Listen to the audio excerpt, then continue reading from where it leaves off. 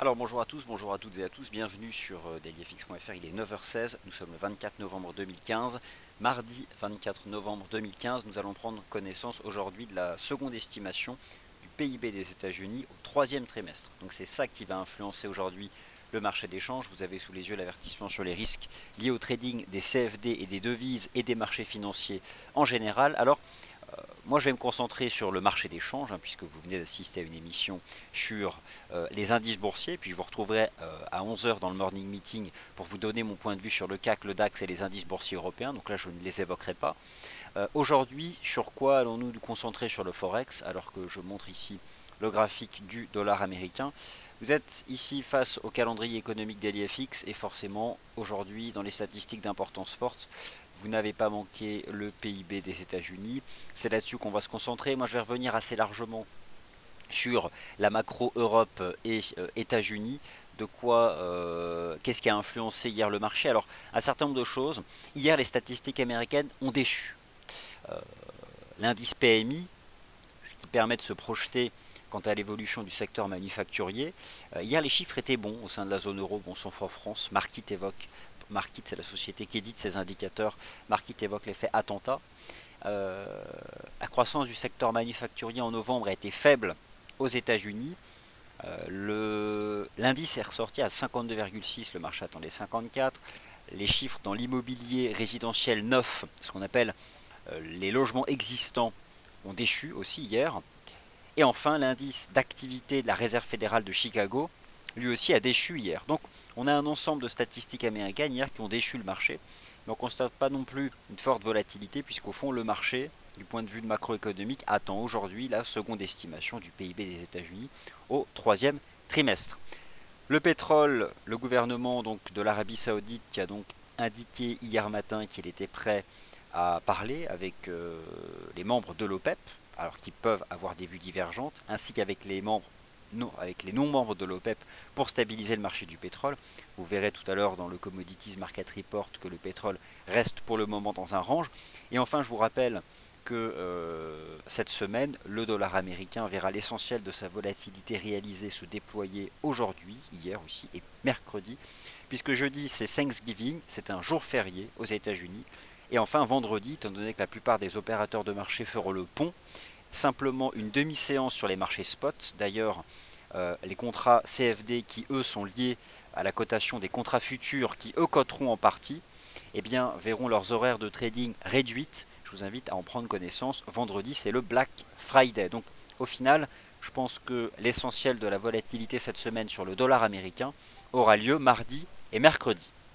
Alors, ça fait partie des choses, moi, qui m'intéressent. Vous avez sous les yeux le calendrier américain et c'est probablement cette séance du 24 novembre qui est la plus importante, avec donc la seconde estimation du produit intérieur brut des États-Unis, ici, au titre du troisième trimestre. Le marché se projette sur 2,1% de croissance. En gros, par rapport à la première estimation, eh bien, le consensus est beaucoup plus optimiste et relève donc ses anticipations du niveau de la croissance économique aux États-Unis au troisième trimestre. Voilà donc ce qui m'intéresse. Qu'en est-il maintenant du dollar américain? Je vais vous montrer moi ici un graphique en données journalières. Le dollar US il est tout en haut, ça c'est un fait, puisque le dollar US depuis le 15 octobre, vous avez ici toute la hausse qu'il a fait, c'est quand même une hausse hyper puissante, très linéaire, et désormais il temporise ce dollar américain au-dessus de ses sommets, ses précédents sommets annuels à 12 128 points en cours de clôture. La question que l'on se pose, s'agit-il d'une tentative d'accélération vaine? Est-ce que le dollar US peut réintégrer le biseau ascendant dont il est sorti par le haut? Ou s'agit-il d'une phase de transition latérale qui consolide l'avancée verticale du marché entre le 16 octobre et le 6 novembre avant de pousser davantage? Je pense que le marché se projette beaucoup sur l'action de la Fed et je pense même que ceux qui disent que la Fed va monter ses taux ont au fond d'eux, quand même, inconsciemment au moins, une part d'eux qui dit mais elle va pas le faire, c'est pas possible. On voit encore le prix des métaux industriels qui chute. Vous pouvez jeter un œil ce matin au nouveau contrat cuivre chez FXM qui est toujours sur des plus bas. Donc peut-elle réellement le faire avec toujours ce contexte mondial qui enlève un peu de probabilité donc à l'action de la Fed, mais elle devrait quand même aussi agir pour sa crédibilité. Donc il y a beaucoup de choses comme ça qui sont différentes et le dollar américain c'est ça qui l'attend. Alors d'ici la Fed, le 16 décembre prochain, le marché va se projeter sur essentiellement le rapport NFP du 4 décembre et aujourd'hui sur le PIB américain. C'est important ce troisième trimestre parce qu'on sait que c'est aussi un trimestre où justement le contexte mondial a été très décevant. Le marché en première estimation n'avait octroyé à l'économie américaine qu'un taux de croissance de 1,5% au troisième trimestre. Alors, peut-on faire 2,1? Je pense que si c'est le cas, cela pourrait relancer la hausse du dollar américain. Pour l'instant, il temporise.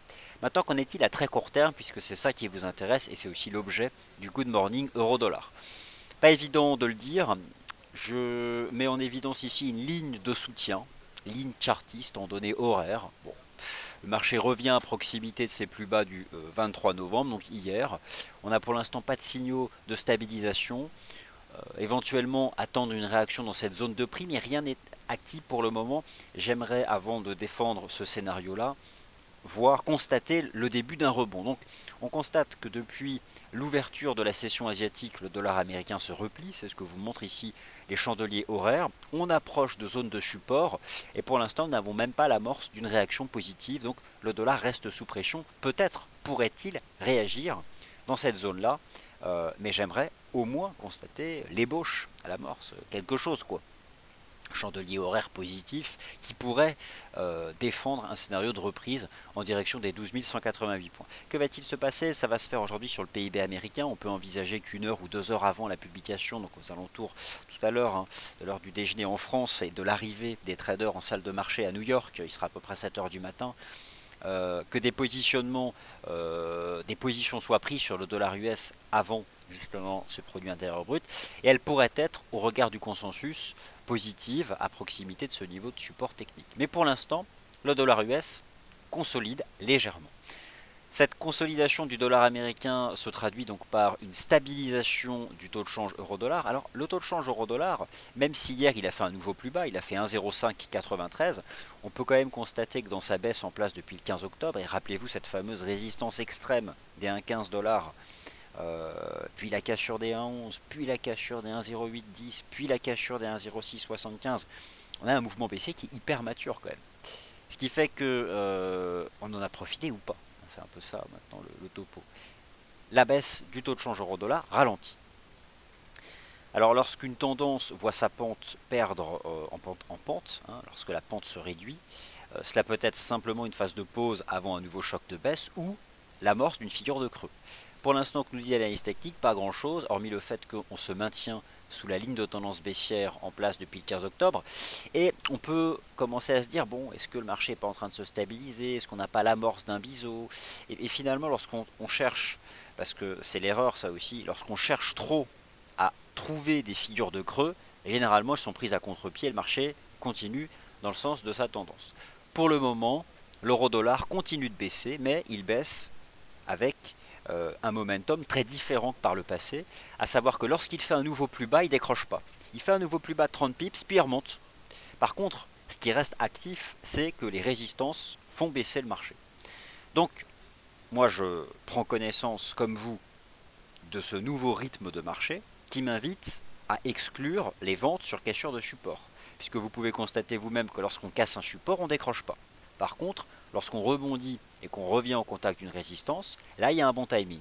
Ce que vous dit actuellement le rythme tendanciel de l'euro-dollar en intraday, c'est qu'il ne faut pas aller dans les cassures de support, mais plutôt les ventes de résistance. Où se situe la première résistance de l'euro-dollar? À 1,0665. Voilà, c'est comme ça que je décrypte au plus près, je fais mon possible pour cadrer au mieux ce que j'appelle moi le rythme du marché. Alors, du côté des paires majeures, j'observe la reprise du NZD-USD. Hier, il y avait quelqu'un qui me posait une question, mais alors peut-on exploiter un rebond vers 0,6545 pour vendre le taux de change NZD-USD? Écoutez, on constate en effet une reprise qui pourrait prendre la forme d'un biseau. Par contre, c'est trop tôt. Le marché développe à peine le biseau, pourrait en effet se reprendre dans cette zone-là.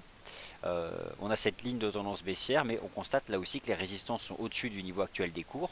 Mais je surveille cette structure potentiellement en biseau ici sur le taux de change NZD USD qui pourrait bien être une figure de pause avant de voir un nouveau choc vers 0,6456. Je dirais que ce matin, il n'y a pas de timing ce matin. J'ai regardé les paires majeures, franchement on va pas se forcer, il n'y a pas de timing. Par contre on repère des figures, je vous propose de suivre au plus près le développement de cette figure sur le NZD USD. Alors quant au câble il reste baissier, hein, écoutez il n'y a rien à dire. Je confirme le fait qu'un signal de vente technique a été donné hier à la cassure des 1,5240, pas hier, vendredi pardon, à la cassure des 1,5240. Hier je vous ai parlé d'un objectif de cours à 1,5090 $. Ce matin je vous confirme l'objectif de cours à 1,5090 $. Par contre, c'est un niveau de stabilisation. On peut le tenir. Il ne faut pas l'acheter parce que c'est baissier. Mais je m'adresse à ceux qui sont short du GBP USD et qui se posent la question où positionner un objectif de cours limite. C'est 1,5090 $. C'est l'aboutissement du signal de vente donné à la cassure des 1,5240. Le taux de change USD-Yen, c'est un range trading. Le marché a basculé d'une phase tendancielle qu'il a porté de 118 à 123,80. 118 à 123,80, ça fait 580 pips. C'est quand même un beau mouvement. Et désormais, le marché se positionne en range entre 122,20 et 123,80. Vous savez comment utiliser les ranges trading. Le seul niveau d'entrée envisageable sur le taux de change USD-Yen est donc 122,20. Alors aujourd'hui, ce que je vous invite à surveiller dans ce panorama des paires majeures, c'est la reprise technique en wedge sur le NZD-USD, les 1,5090 $ en tant qu'objectif de cours pour les positions vendeuses sur le GBP-USD, le support à 122,20 sur le taux de change USD-Yen, la résistance à 1,0665 sur le taux de change euro-dollar. Quant à la UD-USD, il reste en forme. Sur la UD-USD, je regardais ça ce matin et je vais mettre en évidence une autre figure et je pense que c'est la bonne à surveiller. Voilà, c'est quelque chose que j'ai identifié hier. Je fais l'hypothèse en réalité que nous soyons dans un vaste triangle symétrique depuis le mois de juillet dernier en données journalières. J'ai le sentiment que cette ligne de tendance depuis le printemps 2014 ne va plus agir sur les cours puisqu'elle a déjà agi une fois, que le marché remonte en sa direction. Donc elle est moins forte et je pense que le taux de change AUD-USD développe ce vaste triangle symétrique, alors qui pour le coup se construit quand même depuis le mois de juillet dernier. Et c'est la partie haute de ce triangle qui m'intéresse pour une stratégie de vente. Je simplifie donc l'approche chartiste du taux de change AUD-USD et vous invite, en tout cas à partir d'aujourd'hui, peut-être que certains l'avaient déjà vu, à suivre au plus près le développement, donc les vagues qui vont se construire au sein de cette forme chartiste. Alors forcément, si maintenant je descends d'un horizon de temps, eh bien on constate qu'on est dans cette dynamique de reprise qui est pas évidente sur le plan chartiste. On a probablement aussi une ligne de tendance qui soutient ici les cours et qui petit à petit guide le marché en direction de la partie haute du triangle. Et voilà, c'est à peu près, c'est la seule chose qui me paraît vraiment pertinente sur le plan chartiste actuellement. Sur la UD-USD, il s'agira donc de cette nouvelle figure que désormais je suivrai. Et enfin, reste à évoquer le taux de change USD-CAD. Le taux de change USD-CAD, là aussi, on va se mettre en données journalières pour voir qu'en réalité, hier, le chandelier est quand même l'aboutissement d'une phase haussière qui a démarré sur 1,2835 $ le 16 octobre dernier, lorsque le marché avait construit une figure en épaule, tête-épaule inversée au-dessus du niveau des 1,2834. Le marché s'est approché de ses sommets annuels à 1,3456.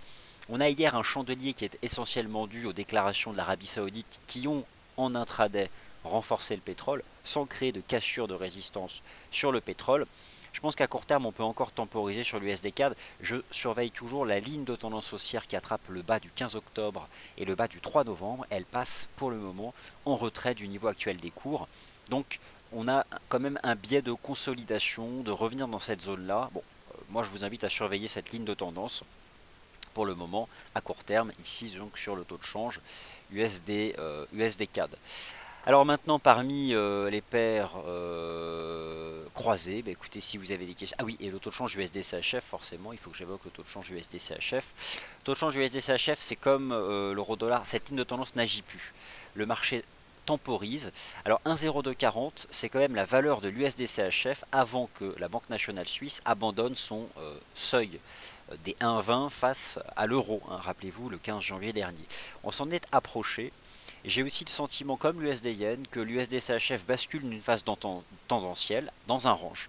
Alors, après quand même plusieurs centaines de pips d'un mouvement directionnel sur les principales paires de devises depuis le milieu du mois d'octobre, alors qu'approche un certain nombre de rendez-vous monétaires, les dynamiques se neutralisent. Et voilà, il y a un moment ou un autre, sans abandonner le biais directionnel, je pense que désormais on a des mouvements matures qui font que on aura des phases directionnelles, soit en range, soit moins construites, en tout cas plus verticales. C'est un fait. Nous rentrons vraiment dans cette phase de maturité où le mouvement directionnel ne sera pas hyper présent, sauf peut-être le jour des statistiques, mais là, ce sera des jambes de hausse qui vont se faire en 20 secondes, ou malheureusement, pour être dedans, c'est compliqué. Donc ayez quand même conscience de cet élément-là. C'est certain qu'on aimerait que les phases directionnelles durent beaucoup plus longtemps, mais je pense que là, elles clairement temporisent. Alors, je surveille sur le GBP CHF, attention quand même parce que ça, les 1,55-35, c'est le niveau du GBP CHF avant la Banque nationale suisse. Je surveille cette ligne de tendance. Je ne sais pas ce que vous en pensez. La seule chose qui me dérange sur le GBP CHF, c'est que regardez, on est revenu à 1,55-35 sur pile poil le niveau du 14 janvier. Alors, je suis prudent. Mais, voilà. Il y a la ligne de tendance, elle peut agir. Ou sinon, on attend la sortie par le haut de ce petit canal en données horaires. En tout cas, voilà quelque chose que je surveille. Voilà, écoutez, j'ai tenté de parler au plus près donc, de ces taux de change majeurs. Donc bonjour à tous, puisque vous êtes nombreux pardon, à me saluer. Les indices boursiers, j'en parle dans le morning meeting, puisque vous venez d'en parler avec Sylvain, mais je peux éventuellement regarder le DAX si vous voulez, mais voilà, bon, il y a une cassure de range, hein. Écoutez, on était dans une phase de transition latérale, le marché tente de sortir par le bas, moi je suis quand même extrêmement méfiant, je pense qu'on retrace toujours une partie de cette significative avancée du marché qui a eu la semaine dernière, jusqu'à quand, on verra avec le chandelier horaire, bon, ce qui est certain, c'est que là le marché temporise. En H4 le momentum corrige, en H1 aussi. Donc voilà, le support n'a pas agi. J'admets avoir parlé de ce support comme une zone de soutien qui a fonctionné à un certain nombre de séances. Le marché la brise. Invalidation donc de mon anticipation. Il faut être transparent là aussi sur ce qu'on a dit et sur ce qui se passe ensuite sur le marché. Je vais prendre le temps pour vous en parler beaucoup plus précisément. Comme d'habitude, à l'ouverture du morning meeting, je vais couvrir le DAX, le CAC, le FTSE et l'Eurostoxx 50. Merci à toutes et à tous de votre attention. Les questions sur les matières premières, notamment l'once d'or, le cuivre et le pétrole, vous avez un point de marché qui est dédié à partir de 10h30. Et puis moi j'aurai le plaisir de vous retrouver à 11h. Merci beaucoup de votre